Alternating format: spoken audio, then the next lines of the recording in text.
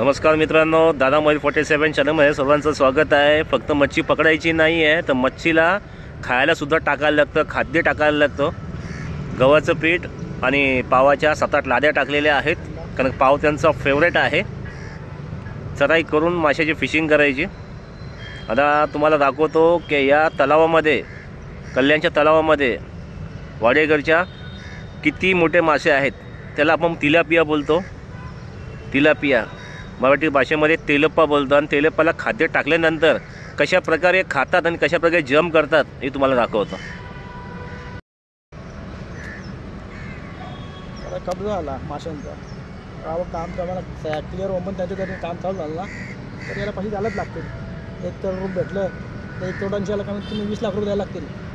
असं या जागेने पैसे पाहू शकता मित्रांनो, या तलावामध्ये एवढी मच्छी आहे। मच्छी बघा कशा प्रकारे जम करत आहे। पाव टाकल्यात कोटी, काळे मासे आणि इस्राईल जम पाहू शकता।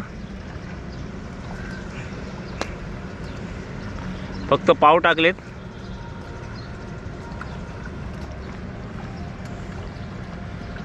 फक्त पाण्यामध्ये मासा पाव पडायच्या कोटी।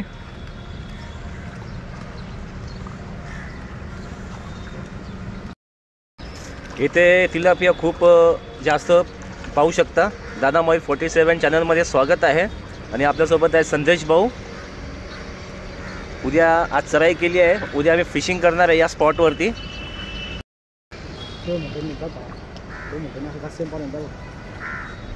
पाहू शकता मित्रांनो,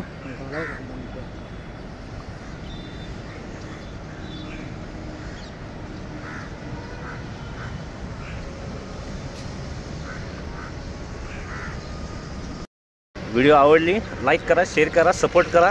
तर येथे फार कास्टिंगला तिलापिया लागतो। हे मासे सोडलेले आहेत आणि येथे पकडण्यासाठी अलाउड नाही आहे कोणाला, फक्त संदेश भाऊ आणि गावातले काय आहेत ते पकडतात।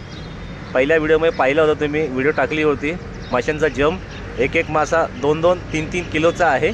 त्याला आपण बोलतो इस्राईल तिलापिया। एवढी मोठी आहे, 7-8 वर्ष इथे मच्छी मारलीच नाही आहे आणि मासा एवढ्या प्रकारे झालेला आहे तर काही पडलं की मासा लगेच त्याच्यावर अटॅक करतो। मासा भुकलेला आहे। रोज गव्हाचा पीठ 10 किलो टाकण्यात येतो। इथे कोंडा वगैरे माशांसाठी खाद्य चालू केलेलं आहे संदेश भाऊ यांनी।